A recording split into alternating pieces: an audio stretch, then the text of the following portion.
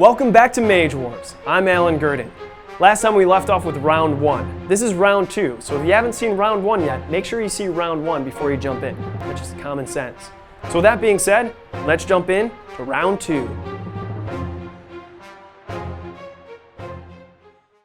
Round 2, Ready Stage. Ready Stage starts with the initiative phase. We only roll for initiative during the first round. After that, the initiative switches back and forth between the players. So, in round 2, the Beastmaster hands the marker over to the Warlock, who has the initiative for this round. Reset phase. Both players flip over the action markers on both of their creatures, as well as the quick cast markers on their mages. All 4 creatures will be able to act this round. You should be seeing white all over these tokens. Upkeep phase. Nothing in the arena has upkeep yet, so nothing happens in this phase. Channel phase. Each mage still has a channeling value of 9, so they each add 9 to their mana supply. The Beastmaster now has 12 mana. The Warlock now has 15. Planning phase. The Beastmaster prepares another Timberwolf and a Bear Strike spell for the round. The Warlock prepares a Fireball and a Marked for Death spell. Deployment phase. Again, there are no spawn points, so nothing happens here. Action stage. First, the quick cast phase. Again, both mages decide to hold their quick cast actions for later in the round, so nothing happens in this phase. Warlock action phase. The Warlock has the initiative for this round, so he takes the first action phase. He declares that he is going to activate his Firebrand Imp and flips over its action marker. He uses a move action followed by a quick action. When a creature like the Imp, including any mage, takes a move action, it can move one zone orthogonally, never diagonally. A creature that takes a full action cannot take a move on the same turn. So note, when a creature takes a move action and a quick action on the same turn, it must complete the move action first. You can never do a quick action and then move. You always have to move and then do the quick action. The Warlock moves the Imp one zone to the left as its move action. After the creature completes its move action, it gets to take a quick action. The Warlock decides to use the Imp's quick action to take another move action, this moving the Imp up one zone. This ends the Firebrand Imp's action phase. Beastmaster action phase. The Beastmaster activates his Timberwolf and flips over its action marker. Like the Imp, he uses a move action followed by a quick action to move the wolf one zone to the right and one zone down. Warlock action phase. The Warlock now activates his Mage and also decides to use a move action followed by a quick action. For his move action, he moves up one zone. With his quick action, he casts his Marked for Death spell. Marked for Death is an enchantment spell. Enchantment spells are always placed face down and remain hidden until you choose to reveal them. This way, your opponent doesn't know what effect your enchantment spell will have. All enchantments also have a range of 0 to 2 and a casting cost of 2 mana. Unlike other spells, enchantments always have a second cost, called the reveal cost, which you must pay later to reveal the spell. The Warlock pays the 2 mana casting cost for his enchantment, bringing his mana supply down to 13. He targets the Timberwolf, which is in range. The spell card is placed underneath the Timberwolf.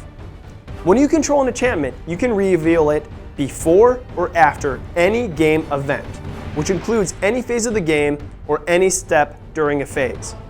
However, you cannot interrupt another event to reveal an enchantment.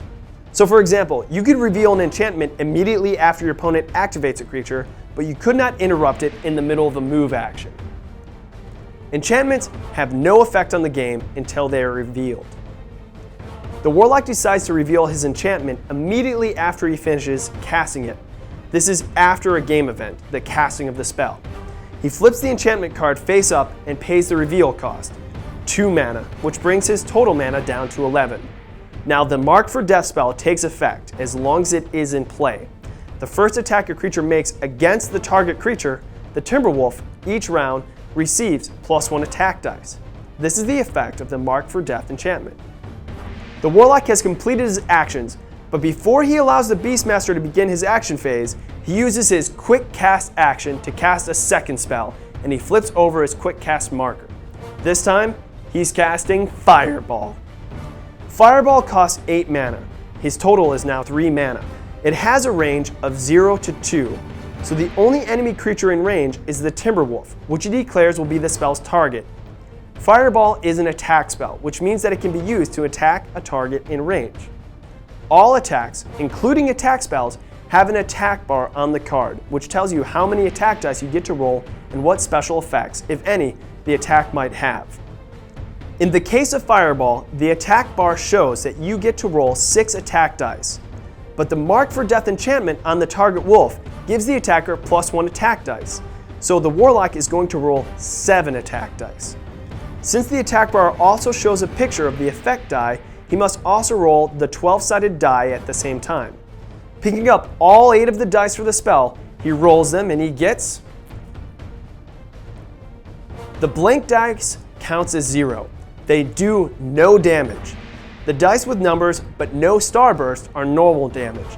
They do damage but are reduced by armor.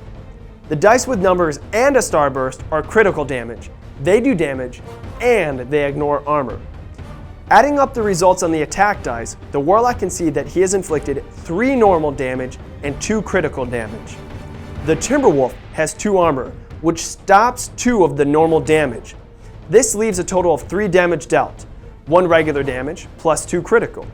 The Beastmaster must place a damage counter showing 3 damage on the wolf. The wolf has taken a total of 3 damage and only has 10 life, so it can only take 7 more damage without being destroyed. Note, armor is applied to each individual attack a creature suffers. It resets to its full value after every attack and is not reduced by absorbing damage. The Fireball also has a chance to produce a secondary effect, in this case, Burn. The result rolled on the effect die is compared to the effect table on the attack bar. Since the effect die rolled was an 8, we see that it causes 1 burn. 1 burn marker is placed on the wolf. Now it is on fire. That wolf may take additional burn damage during the upkeep phase. All attack spells are discarded once they have their effect. So the Warlock discards his Fireball, placing it to one side of the arena and starting his own discard pile. This card can no longer be used in the game, though the Warlock may have more than 1 copy of the same spell in his spellbook.